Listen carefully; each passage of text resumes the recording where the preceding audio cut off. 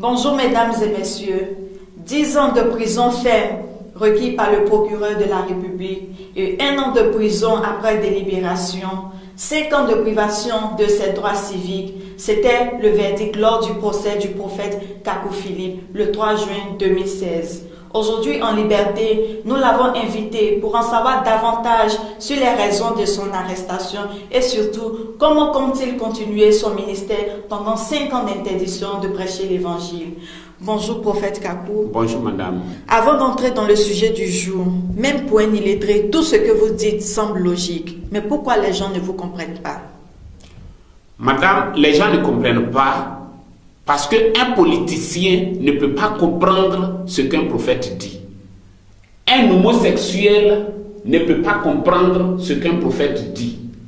Un homme qui promène sa langue dans l'intimité d'une femme ne peut pas comprendre ce qu'un prophète dit. Et une femme qui prend le sexe de son mari dans sa bouche ne peut pas comprendre ce qu'un prophète dit. Ce sont des maudits. Et Daniel 12, verset 10 dit que ce sont des méchants et que les méchants ne comprendront pas ce que le prophète vivant de leur temps dit. Donc, madame, la Bible dit que les méchants ne comprendront pas et c'est ce que nous vivons présentement. Mais prophète Kakou, qu'en est-il de quelqu'un qui prêche toute la Bible dans son entièreté? Mais madame, le salut, ce n'est pas de prêcher la Bible dans son entièreté, dans sa pureté. Mais le salut, c'est de croire au prophète vivant de ton temps. C'est de croire en ce que le prophète vivant de ton temps dit. Je prends un exemple. Au temps de Martin Luther prêchait la justification. C'est Martin Luther qui était le messager de son temps. Madame, si vous devez être sauvé en votre temps, vous serez sauvé dans le lot du prophète de votre temps. Au temps de Noé, vous pouvez être sauvé que dans le lot de Noé. En dehors de Noé, tout le reste va en enfer. Au temps de Jérémie, c'est le lot de Jérémie. Au temps de Daniel, c'est le lot de Daniel. Maintenant, vous ne pouvez pas être dans le lot de quelqu'un alors que vous croyez à 99% ce que cette personne dit. Je prends l'exemple de Martin Luther. Martin Luther prêchait la justification par la foi et rejetait les indulgences et tout ce que l'Église catholique faisait. Mais Martin Luther n'avait pas la révélation que nous avons aujourd'hui sur le baptême. Martin Luther prêchait qu'il fallait être baptisé au nom du Père, du Fils et du Saint-Esprit par aspersion. Maintenant, si au temps de Martin Luther, vous suiviez Martin Luther et que vous preniez une Bible et vous voyez dans la Bible que le baptême doit se faire au nom de Jésus-Christ par immersion. Madame, si vous allez prendre ce baptême au nom de Jésus-Christ par immersion pour la rémission de vos péchés au temps de Martin Luther, vous allez en enfer. Vous devez suivre ce que Martin Luther dit et vous faire baptiser au nom du Père, du Fils et du Saint-Esprit par aspersion. C'est la vérité, c'est le degré de vérité que Dieu donnait en ce temps-là. Et c'est ce que vous devez suivre. Vous voyez? Ainsi, madame, aujourd'hui, il peut arriver que le nom de Jésus-Christ soit vraiment Yeshua HaMashiach, comme le disent certains. Ça peut être une vérité, mais pour que cela soit établi sur cette terre pour sauver, il faut que Dieu puisse envoyer quelqu'un. Peut-être qu'après Kakou Philippe, quelqu'un viendra apporter cette vérité pour que les gens soient sauvés. Mais au moment où Kakou Philippe est en train de prêcher et que Kakou Philippe dit que le baptême c'est au nom de Jésus-Christ pour la restitution, si vous allez recevoir un autre baptême au nom de Yeshua HaMashiach, vous allez en enfer. Même si c'est correct, vous allez en enfer parce que Kakou Philippe, le prophète vivant de votre temps, ne dit pas cela. Vous voyez, c'est cela. Vous devez être sauvé dans le lot de Kakou Philippe. Or, Kakou Philippe ne dit pas cela. Donc, si vous faites quelque chose que Kakou Philippe ne dit pas, devant Dieu, vous avez pris des rouges à lèvres et vernis à ongles de Satan, vous allez en enfer. C'est cela. Prophète Kakou, vous n'allez pas chez les politiciens Vous êtes un homme à part. Madame, je ne peux pas aller auprès d'un politicien puant d'alcool, un politicien qui n'a pas de considération pour Dieu, un politicien qui ne sait pas que Dieu est au-dessus de César et qu'un prophète est au-dessus de chaque habitant de la terre. Je n'ai pas ma place auprès de ces personnes. Prophète Kakou, dans Apocalypse 1, verset 20, le Seigneur Jésus-Christ tient 7 étoiles dans sa main droite. Pouvez-vous me dire le nom de ces étoiles? Madame, ce sont des étoiles célestes. Ces étoiles sont des anges célestes. Ce ne sont pas des personnes physiques sur la terre. Maintenant, ces 7 étoiles sont des anges que Dieu enverra au cours des 7 âges de l'Église. Et chaque étoile, c'est-à-dire chaque ange céleste, va manifester des personnes sur la terre. Je prends l'exemple de l'âge de Thyatire.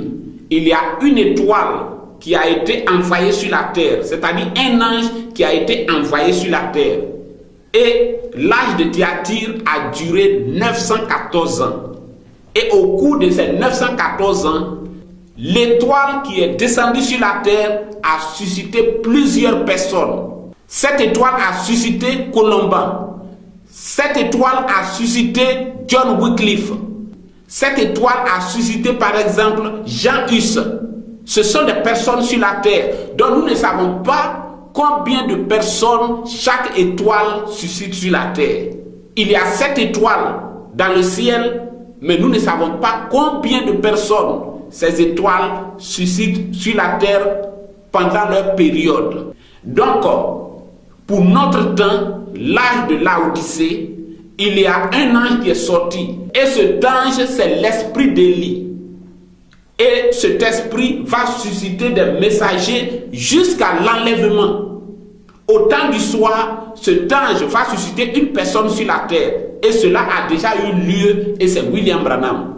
À minuit, cet ange, ce même esprit d'Élie, cette même étoile va susciter une personne sur la terre, le prophète Kakou Philippe. Et après le prophète Kakou Philippe, ce même ange va susciter des personnes sur la terre, jusqu'au chant du coq. Et la Bible nous parle de 3 chants d'anges, certainement 3 messages, donc 3 messagers. C'est ce même esprit d'Élie qui suscitera ces messagers jusqu'à l'enlèvement, parce que l'esprit d'Élie est l'esprit de l'enlèvement. Donc, prophète, l'esprit d'Élie va susciter combien de personnes sur la terre? Madame, aucun homme sur la terre ne peut répondre à cette question. Même pas le prophète. Personne, madame. La première fois que l'esprit d'Élie a été manifesté sur la terre, la première fois que l'esprit d'Élie a suscité quelqu'un sur la terre, c'était Enoch avant le déluge. Et Enoch a été enlevé comme Élie le Tishbite. Et Apocalypse 11 nous parle d'Élie, du prophète Élie qui vient avec Moïse. Et après cela, nous ne savons pas combien de fois l'esprit d'Élie viendra encore sur la terre avant la fin des temps. C'est cela. Prophète Kakou, permettez-moi de revenir sur une question qui a été déjà posée. Quand un pasteur, un apôtre, un bishop, un révérend parle, on demande qui est-ce qui l'a établi. Et vous, prophète, qui est-ce qui vous a établi? Madame, c'est comme si vous demandiez à Moïse qui est-ce qui l'a établi prophète. C'est comme si vous demandiez à Jérémie qui est-ce qui l'a établi prophète. C'est Dieu lui-même qui établit les prophètes. C'est pourquoi on parle d'appel et commission. L'appel et commission, c'est le mandat, c'est la consécration du prophète. Et chaque prophète messager a un appel et une commission. Chaque prophète messager est annoncé d'avance. C'est cela son appel, c'est cela sa consécration. Et c'est le prophète messager maintenant qui établit la sacrificature en son temps, comme Moïse a établi la sacrificature en son temps dans Lévitique 8. Le Seigneur Jésus-Christ a établi la sacrificature en son temps. Il a choisi Pierre, Jacques, ainsi de suite. Il a choisi des apôtres et des disciples. C'est la sacrificature que Dieu reconnaît. Et aujourd'hui, la sacrificature correspond au ministère d'Éphésiens 4:11, c'est-à-dire apôtre, prophète d'église, évangéliste et docteur. C'est cela. Cela, c'est-à-dire un apôtre, un prophète d'église, un évangéliste, un docteur, que ce soit un bishop, un révérend ou qui que ce soit, c'est un prophète messager qui doit l'établir. Mais le prophète messager lui-même reçoit son mandat directement de Dieu et c'est pourquoi on parle d'appel et commission. Un prophète doit avoir un appel et une commission. C'est cela, madame. D'accord, prophète. Nous en venons au sujet du jour. Prophète Kakou, vous avez été accusé de 3 choses. 1. Défiance à l'autorité de l'État. 2. Vous êtes accusé d'incitation à la haine religieuse. Et en 3e lieu, vous êtes accusé de radicalisme religieux. Pourquoi toutes ces accusations contre vous? Madame, je pense que en tant qu'un prophète authentique de Dieu, ce sont des choses qui doivent être. Mais permettez que j'aille un peu en arrière. J'ai reçu une convocation de la haute instance de la police, les renseignements généraux de Côte d'Ivoire. Et je vous présente cette convocation.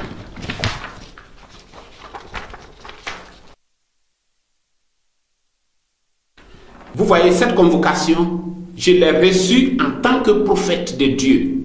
Et c'est écrit dessus, prophète Kakou Philippe. Et je dois m'y rendre des réceptions. J'aurais pu la brûler, mais je l'ai gardée dans mes archives en guise de témoignage. Ils n'ont pas le droit de faire cela. Et je leur ai adressé une réponse que, si vous permettez, je vais lire. D'accord, prophète. Moi, le prophète Kakou Philippe, je viens humblement et respectueusement dire clairement aux autorités ivoiriennes que, en tant que prophète, je n'irai jamais à la convocation de qui que ce soit. Et cela, personne ne peut comprendre parce que j'étais seul à recevoir et à vivre la vision du 24 avril 1993. Et surtout parce que l'humanité n'a jamais vu et connu un véritable prophète vivant comme Moïse, Ésaïe, Jérémie, Daniel et autres. Que personne ne me défende car je n'en ai pas besoin. Je suis seul et quoi qu'il arrive, comme mon maître Jésus-Christ, je veux être seul. Je suis le seul responsable de tout ce que j'ai dit. Même si quelqu'un voulait m'aider ou me défendre, je n'en ai pas besoin. Je suis heureux d'avoir prêché correctement et je ne trahirai jamais ce que ma bouche a dit. Tout ce que j'ai dit, j'assumerai chaque parole. Même en rêve, je ne trahirai pas.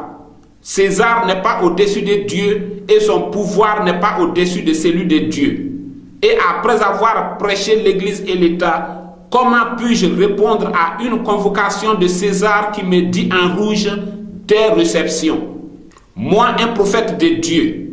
Et pour faire quoi? Pour qu'on m'enregistre avec les dirigeants musulmans, catholiques, protestants, évangéliques et branhamistes?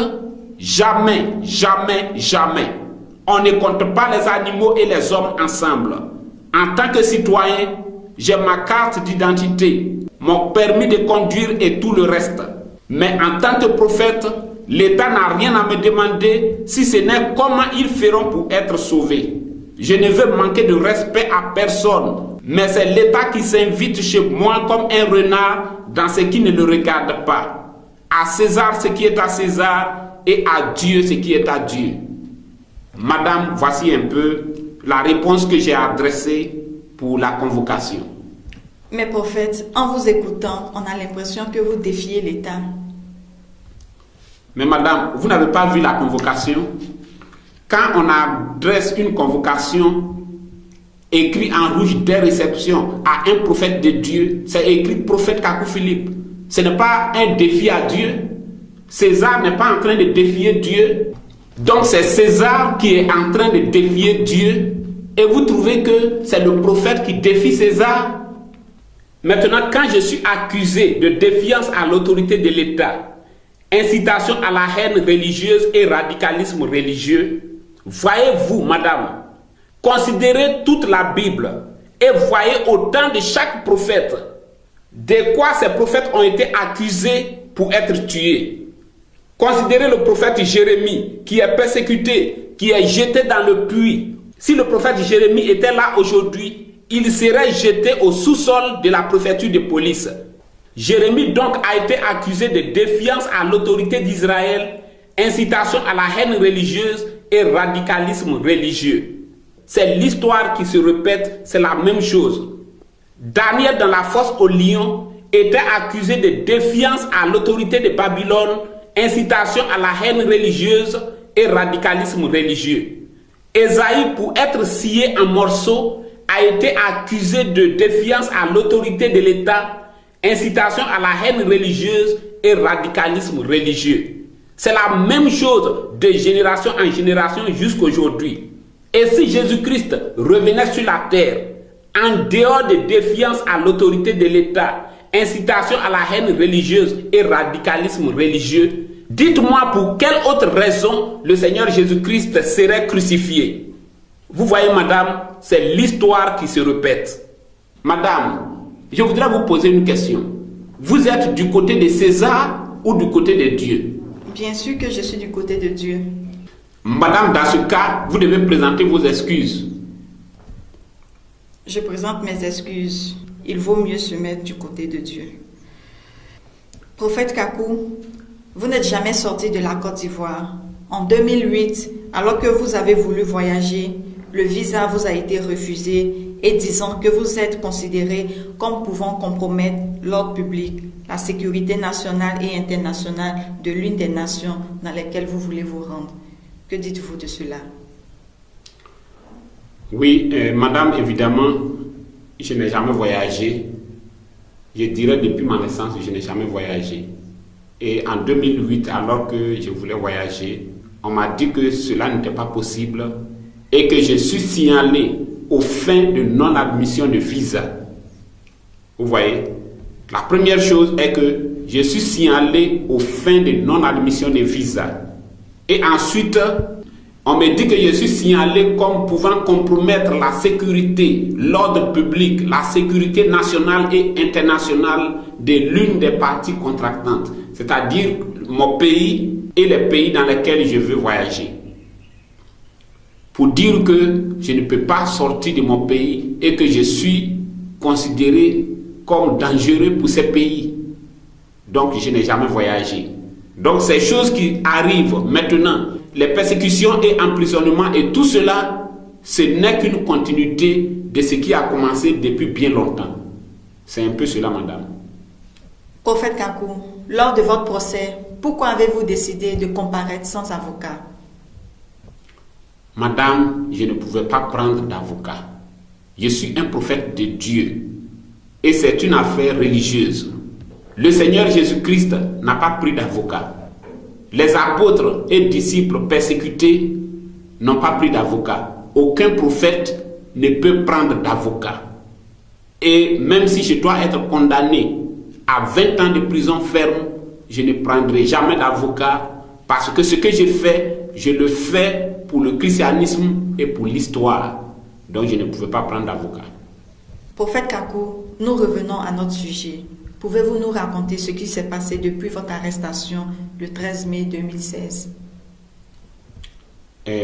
Madame, d'abord, comme vous l'avez dit, j'ai été arrêté le vendredi 13 mai 2016 par 5 agents de renseignements généraux de Côte d'Ivoire, la police nationale, la haute instance de la police. Ils sont venus à la maison chez moi à Kataji pour me chercher, pour me prendre. Et de là, nous sommes allés dans les locaux des renseignements généraux. Et là-bas, j'ai passé 5 jours et 5 nuits assis sur une chaise. Je vais dire tout ce qui s'est passé pour l'histoire. Madame, nous sommes arrivés, ils ont d'abord voulu prendre mes empreintes. Parce que ils veulent profiter pour m'enregistrer en tant que serviteur de Dieu de Côte d'Ivoire.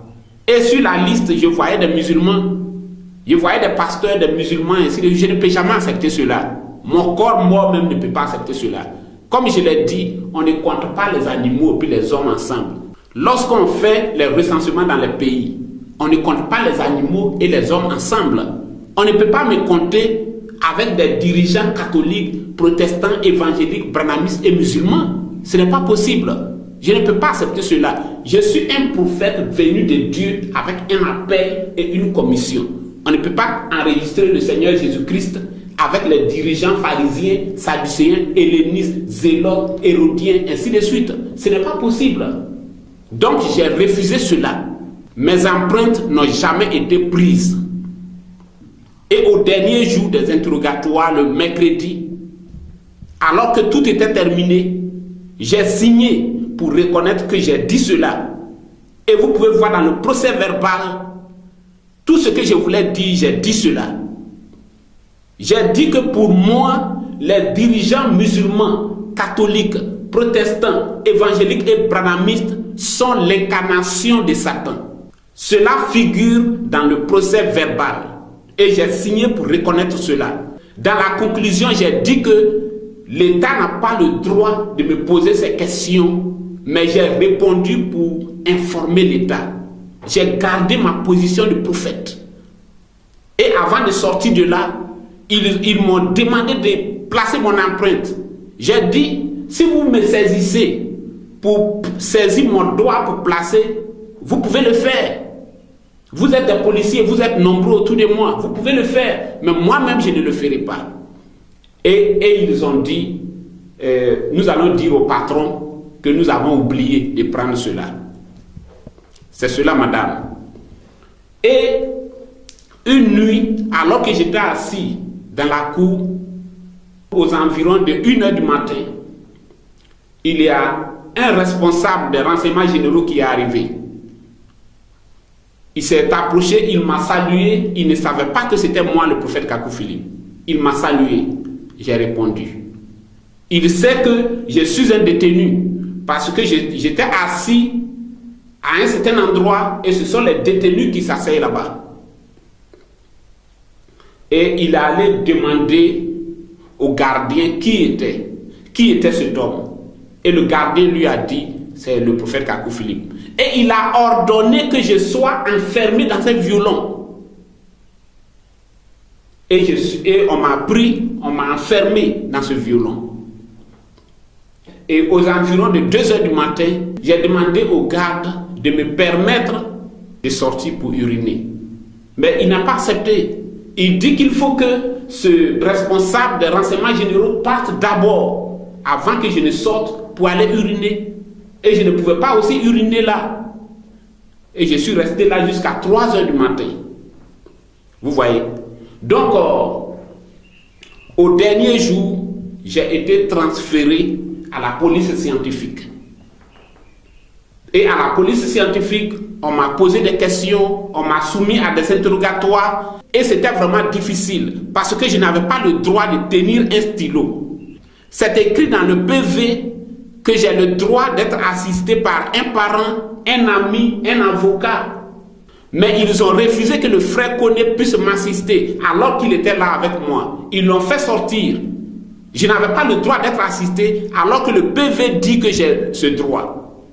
J'avais un stylo en main pour prendre des notes. On m'a dit que je n'avais pas le droit de tenir un stylo. Et je leur ai dit, mais s'il y avait un avocat, est-ce que cet avocat ne pouvait pas tenir un stylo? Vous voyez, ils ont dit que je n'ai pas ce droit. Et par moments, on pouvait me faire sortir de la salle et ils se concertaient et de dehors, j'entendais tout ce qu'ils disaient.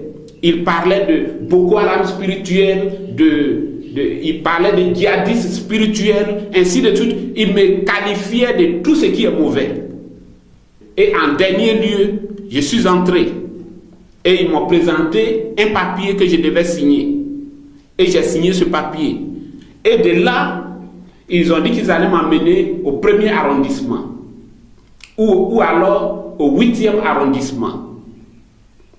Et lorsque je suis monté dans la voiture, ils m'ont conduit à la préfecture de police, au sous-sol de la préfecture de police, l'endroit le plus difficile. Et ce jour-là, il y avait une rafle à Abidjan. C'était le 18 mai 2016. Et le sous-sol était rempli de personnes surchauffées. Et des personnes tombaient. Ceux qui étaient asthmatiques tombaient. Et par moments, on les faisait sortir, mais moi seul, j'y restais là. Madame, c'était les 2 jours les plus durs de ma vie. Le frère Koné est venu me rendre visite. Mais le lendemain, il est tombé malade. Lorsqu'il est sorti de là, il y avait une chaleur qui se dégageait du sous-sol. Et ceux qui venaient parlaient de cela. Lorsque vous venez à l'entrée, il y a une chaleur qui vous accueillait là-bas. C'était vraiment difficile. Mais je suis resté dans ce sous-sol. Les responsables de la police qui venaient là avaient des cache-nez. Ils avaient des cache-nez comme les médecins. Et ils venaient, ils rentraient là et ils ressortaient. Ceux qui, vous voyez, il y a des responsables qui pouvaient arriver là et sans cache-nez. Mais lorsqu'ils rentraient dans l'endroit où j'étais, ils pouvaient attraper leur nez et puis ils ressortaient. On ne pouvait pas respirer là. Mais j'étais là et j'ai fait 2 jours. C'est au 3e jour que j'ai été extrait. Et la 2e nuit, quelque chose s'est passé. Il y a un garde qui, entre 3h et 4h du matin, il a eu pitié. Il m'a observé. Il a eu vraiment pitié. Et il est venu, il m'a dit que je vais te faire sortir pour aller prendre un peu d'air dehors et même te laver. Et à 3h du matin, ce garde est venu et il m'a fait sortir. Tout était calme, tout Abidjan dormait. Et il m'a fait sortir, il a ouvert le violon. Nous sommes sortis. Et il m'a accompagné quelque part. Et je suis allé là-bas, j'ai pris un bain, je me suis lavé et je suis revenu.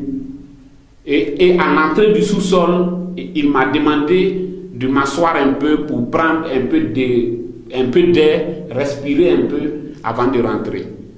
Et j'étais assis là, un peu, environ 5 minutes. Et je lui ai dit que ça va, on pouvait rentrer. Et il m'a dit, non, mais prophète, tu peux attendre un peu encore, tu peux, ainsi de suite. J'ai dit, non, ça va. Je craignais pour lui, parce que si les responsables le voyaient en train de faire cela, il pouvait être renvoyé de son service. Et il m'a fait rentrer dans le sous-sol. Et le lendemain, le vendredi matin, il y a eu 2 agents qui sont venus, 2 policiers en tenue. Et ils m'ont pris, et ils m'ont mis des menottes, et ils m'ont mis dans un véhicule, et ils sont partis avec moi au parquet. Et arrivé au parquet maintenant, il y avait les procureurs qui étaient là. Il y a un procureur qui m'a vu. Il était tout nerveux. Il a dit, lorsqu'on vous entend prêcher, on a l'impression que vous êtes le seul dans la vérité. Et il a parlé, il a dit tout ce qu'il voulait.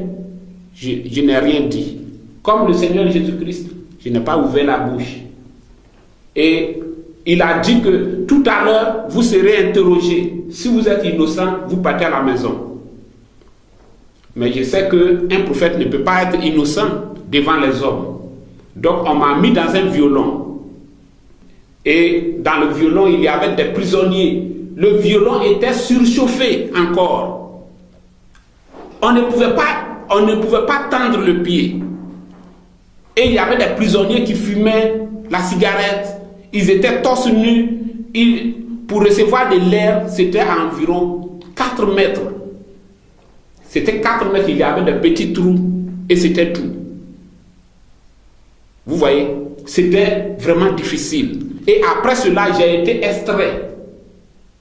Et je suis arrivé, il y avait une dame qui m'a demandé de signer un papier. Et j'ai signé. Je n'ai plus été interrogé par qui que ce soit. Il n'y a pas eu de procureur. Alors que tout le monde me disait que je devais être interrogé. Je n'ai pas été interrogé. On m'a mis dans le véhicule. Le camion de la prison. C'était un gros camion tout en fer. Il n'y avait même pas d'air dedans. Et alors, j'ai été transporté à la grande prison. Et là-bas, j'ai passé 3 mois dans cette prison. Et on me faisait venir au parquet. Et on me ramenait. Et une fois, on m'a pris dans un petit véhicule. Je ne sais pas comment ça s'appelle. Un pick-up ou quelque chose comme ça. Et il y avait des personnes armées autour de moi avec des armes, des calaches, comme si j'étais un grand brigand ou je ne sais pas. Et j'ai été transporté encore là-bas. Et dans la prison, vous étiez dans un violon où il y a plusieurs personnes. Et on vous fermait la nuit, on mettait un cadenas derrière. Et même dans la journée, vous pouvez rester là jusqu'à ce qu'un garde vienne vous ouvrir.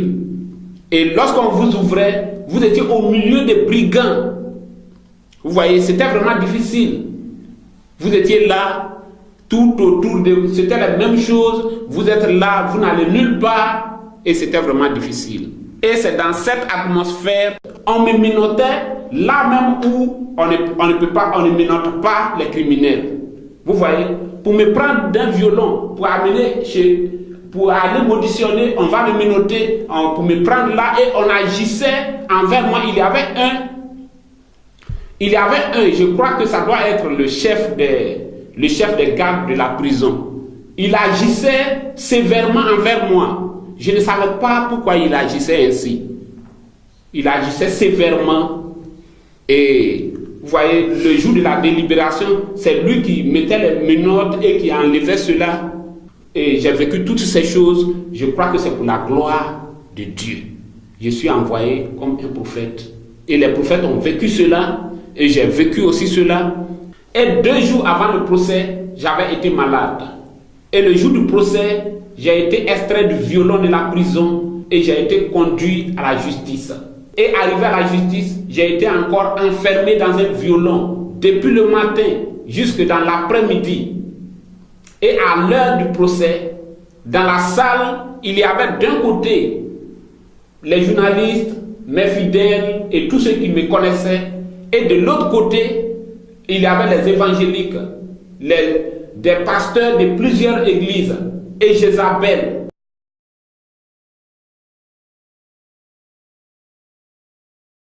Comme vous le voyez, il y a eu 4 empires avant le Seigneur Jésus-Christ et 4 empires après le Seigneur Jésus-Christ. Premièrement, nous avons l'empire babylonien là-bas, de l'an 606 à l'an 538. Et de ce côté-ci, nous avons l'empire du Ghana depuis le 3e siècle après le Seigneur Jésus-Christ. Deuxièmement, là-bas, nous avons l'empire Mède-Perse de l'an 538 à l'an 330. Et de ce côté-ci, nous avons l'empire Soso. Troisièmement, de l'autre côté, nous avons l'empire mondial grec de l'an 330 à l'an 30 avant Jésus-Christ. Et de ce côté-ci, nous avons l'empire Mandingue. Et quatrièmement, de l'autre côté, nous avons l'empire romain. Et de ce côté-ci, l'empire Songhai. L'empire romain est devenu le christianisme et l'empire Songhai est devenu l'islam.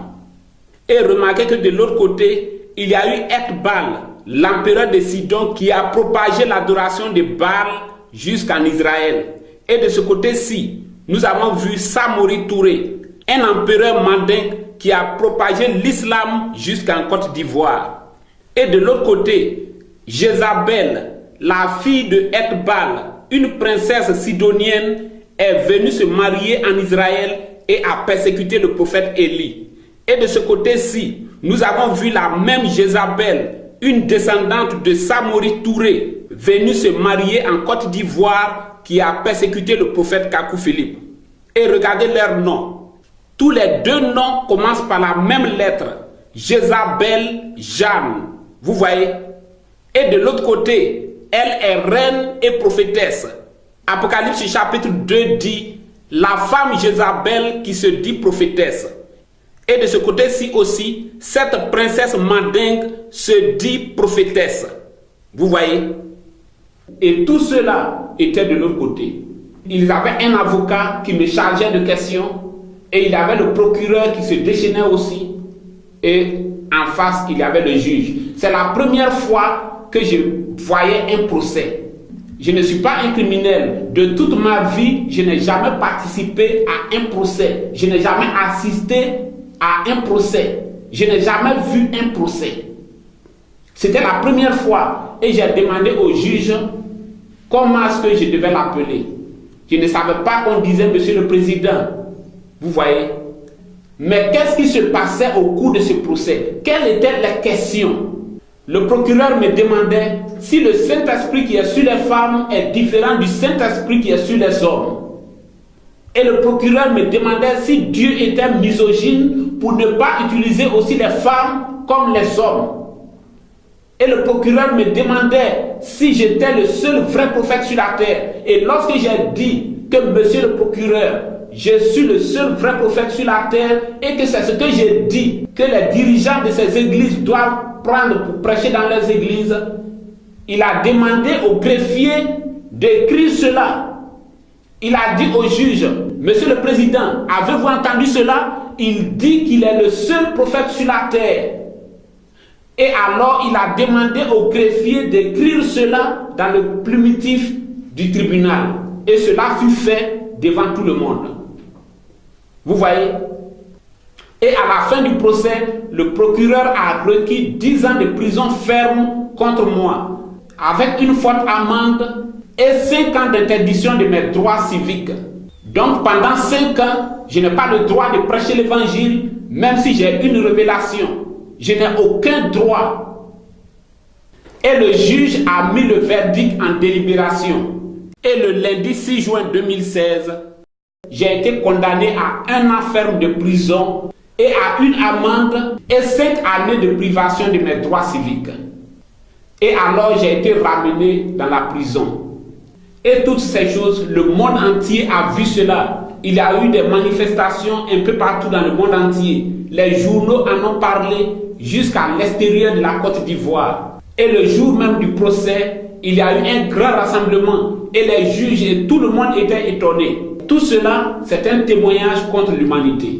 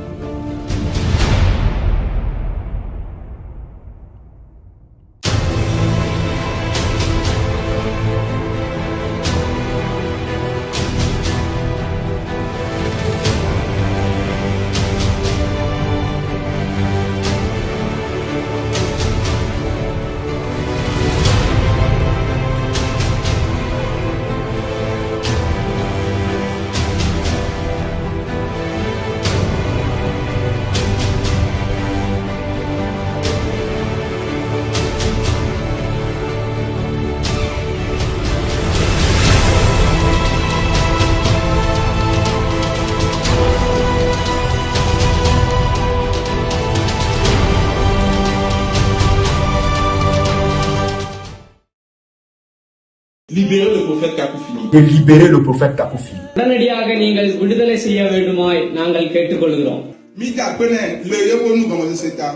Nós exigimos que a possa numa fim de solte o profeta Kakou Philippe. To release prophet messenger Kakou Philippe. Os discípulos do profeta Kakou Philippe reivindicam a sua libertação. Libérer simplement le prophète Kakou Philippe. Je demande simplement de le libérer. Libérer Kakou Philippe. Nous demandons donc la libération du prophète Kakou Philippe.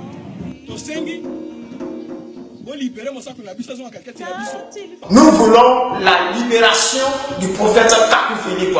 C'est notre cri de cœur. Afrique apoie Nyagwala, Europe apoie Nyagwala, Amérique apoie Nyagwala, Asie apoie Nyagwala. Il y a des mauvais.